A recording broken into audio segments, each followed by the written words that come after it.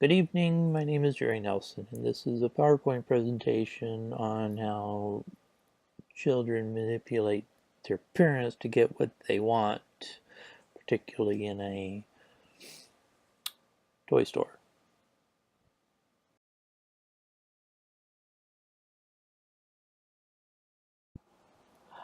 The aim of this study is to observe parent-child interactions within a retail store.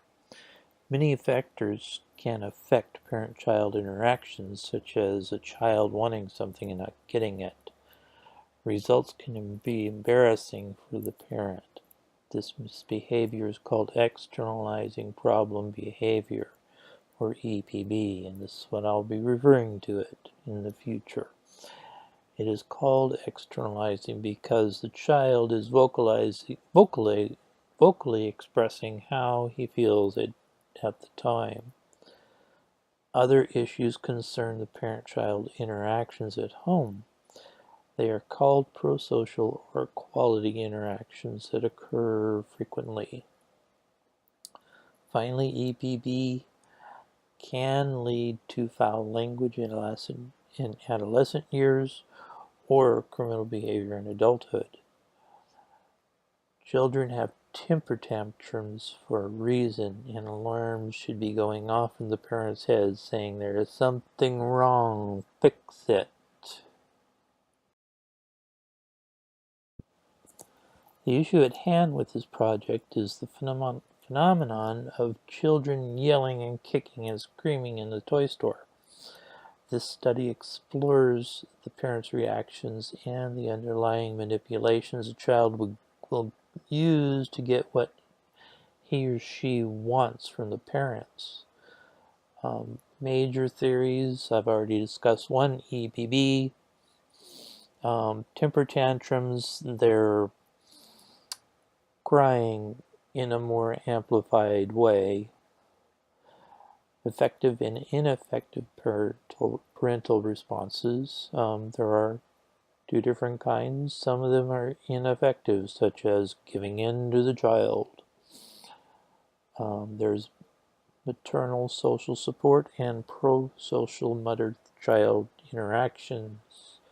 Pro-social mother-child interactions is basically frequent and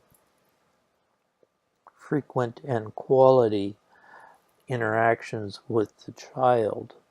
Maternal social support, it's how the mother supports the child.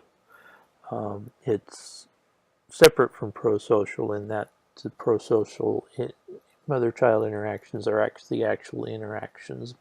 Maternal social support is the actual support that the mother provides.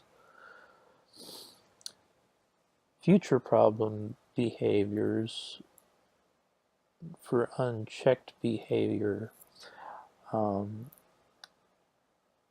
is a big thing. As I discussed in the last slide,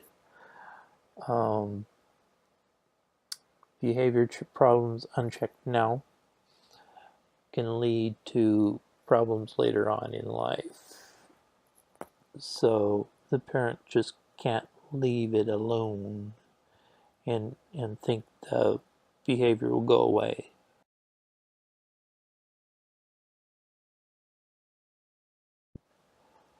Okay, human impacts on external problem behavior. Some of the impacts that EPB will cause,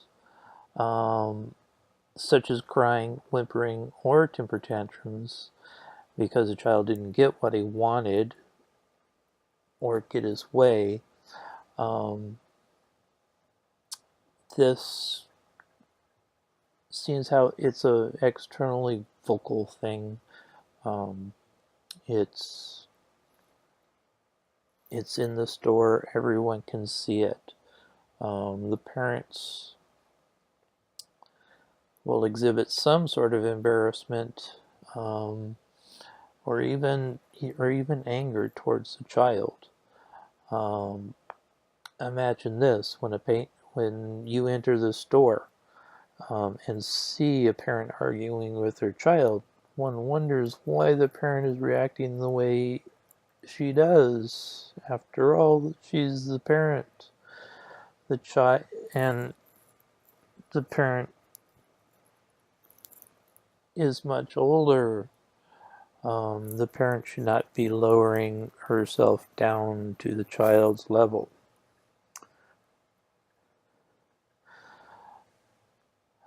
And the child does not have the development ability to know he is doing something that is socially not acceptable. All he knows is he wants something and he can't get it. The parent needs to know this, and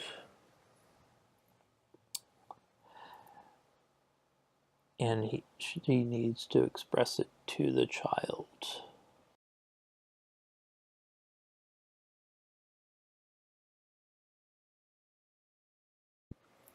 Maternal social support versus prosocial mother-child interactions, which was discussed earlier, but I'm going to discuss it again.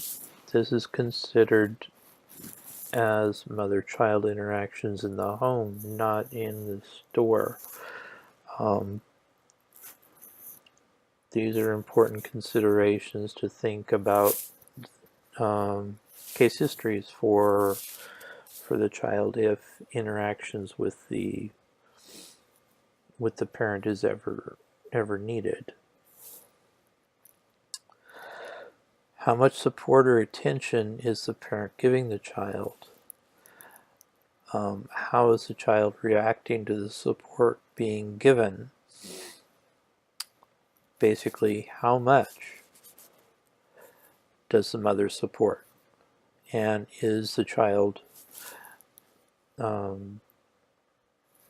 reacting well to the support? Prosocial mother-child interactions are positive, frequent, quality interactions with the child. Notice I said frequent. The child needs feedback. The mother needs to be talking with the child several times a day, otherwise the child may think, hey, she don't care about me anymore. So it's important. Other things in this realm is, does the child exhibit externalization or internalization?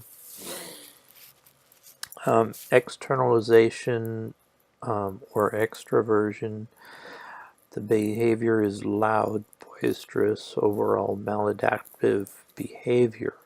This is the behavior that we don't want to see in the store, but often do.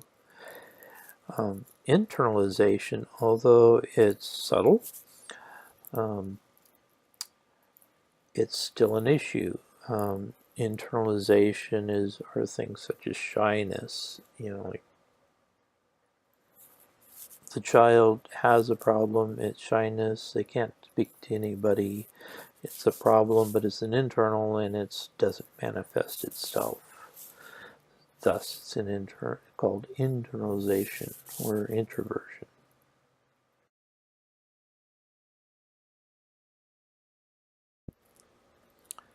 One must consider the future, especially with temper tantrums.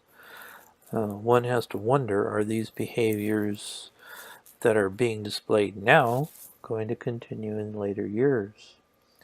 Dr. Ehud Cook is a psychoanalyst from Boston, Massachusetts. He seems to think so. Unchecked or unhandled early tantrums in a child's life can flow into later years of childhood, adolescence, and even adulthood. With temper tantrums, parents need to discuss the issue with the child after the child calms down, because during the temper tantrum there's just no talking to the child. The parent needs to remove the child from the environment and so the child calm down. There are underlying issues that trigger the tantrum. not always just because the child did not get his way or get what he wants. A tantrum is an alarm that should go off in the parent's head. Basically, it's telling them there is something seriously wrong going on in the child's world. It's paramount that the parent discusses the underlying issues, because although it's a little child and they know what they know, which is not very much, they need to get explained from the parent. So the parent basically has to translate for the child, this is what's going on.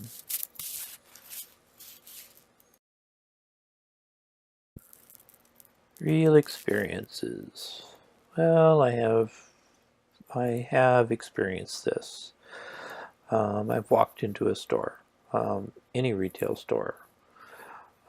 Doesn't have to be a toy store. I've seen it in grocery stores. I've seen it in office stores. I've seen it in toy stores. I've seen it in department stores. It happens everywhere. You notice that a child is whimpering or yelling because he did not get something, or at least this is how it appears from the bystander's point of view. One has to wonder, what exactly is going on? How is the parent handling it? Is the parent arguing back with the child, ignoring the child, eventually giving in to the child, which is really bad, because this doesn't teach the child anything except for, if I rant and rave, I'll get what I want. So, as a bystander, it was none of my business to get involved. But as an observer, it's something that I could write down, but it's still something that you shouldn't be getting involved with, because it's between the mother and the child, or parent and the child.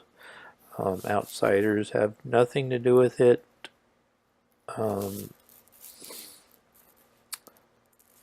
Unless you're one of the child's educators or something. But in most cases, it's strictly between the parent and the child. It's just, you got to think, isn't the parent embarrassed about this? But there's nothing we can say. You just think what you want to think, and that's it.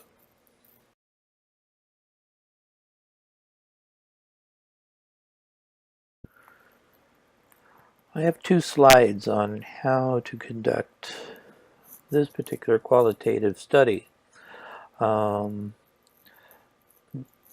This would be a naturalistic observation, and it does not require the IRB approval.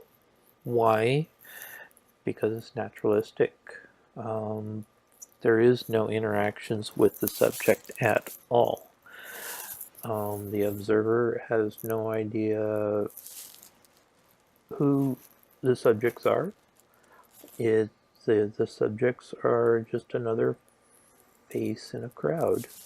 So there is no identity issues, and there's no way to say, well, this particular person in this particular store did it. You're just saying a lady with a baby. The lady may be 35, the baby may be 5, and that's it. That sort of stuff is okay. In my case, I'll go in a local retail store, Toys R Us. What I'll do is I'll start listening for possible observation perspectives. Basically listening for yelling or crying children. But if there is no apparent vocal indicators, then I'll wander around the store and find parent-child pairs, and just observe how they interact and take notes. Such as, is the child behaving? Does the child look sad? Is the child mad?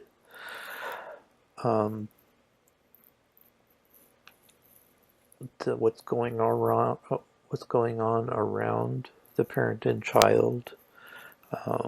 Maybe rows are in what the mother is doing, what the child is doing. All this is pertinent information.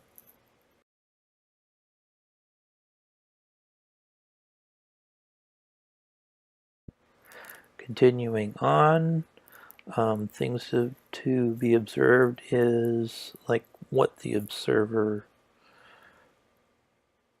or what the observed behaviors that the parent or child is displaying. I kind of mentioned it before, but what they're doing. What is the child doing? Is he sitting there playing with a toy to make him happy? Is he reading? Is he playing with his iPad or mommy's iPhone? What is the mother doing? Looking at toys, reading something, taking notes of what both of them are doing. After taking the notes, compile them, perform the analysis on the data collected, and then report the findings.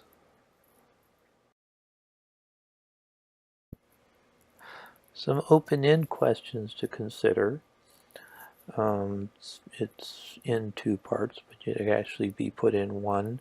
During the observations of the parent-child interactions in the retail store, how are the interactions being conducted between the parent and the child? Are there any speculations that can be obtained purely from the observations being made, or made and no personal actions with the subjects? Basically, the parent and the child are interacting some way. Either they're doing things individually, or they're doing things together, or the child is causing problems and the parent is reacting. Speculations about how the mother feels. Maybe you can look at body language. You can look at the face. Is the mother getting angry but holding in, or does the mother look like she's about to explode? They may not be overly apparent, but they can be looked for.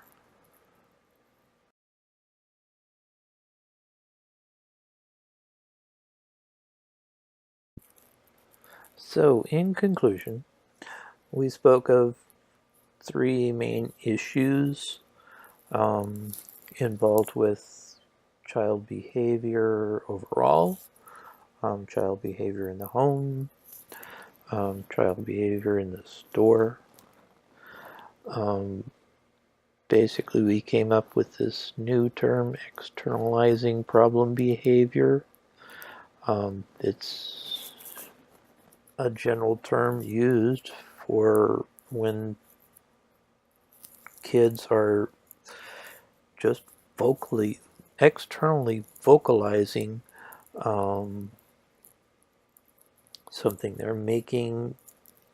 They're having a tantrum, they're yelling, they're screaming, they may be yelling at their sister down the aisle or something, but they're vocalizing. In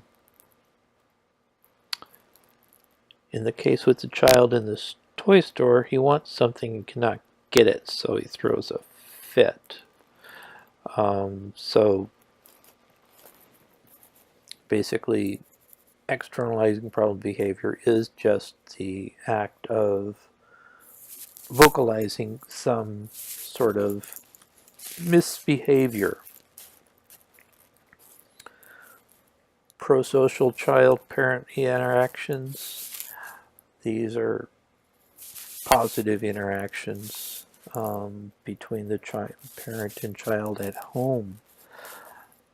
These interactions will affect public interactions or how a child will interact at a friend's house.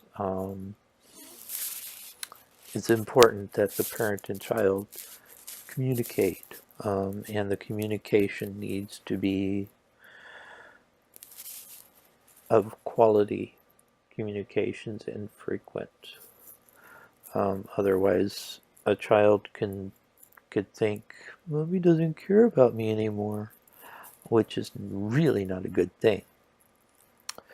And finally, early childhood tantrums can be devastating later on in life if the parents do not discuss the issues with the child right away, or right after the temper tantrum. Um, the child can just keep on doing it, and the future is not bright for a child who doesn't get the attention they need. So anyway, I guess that's it.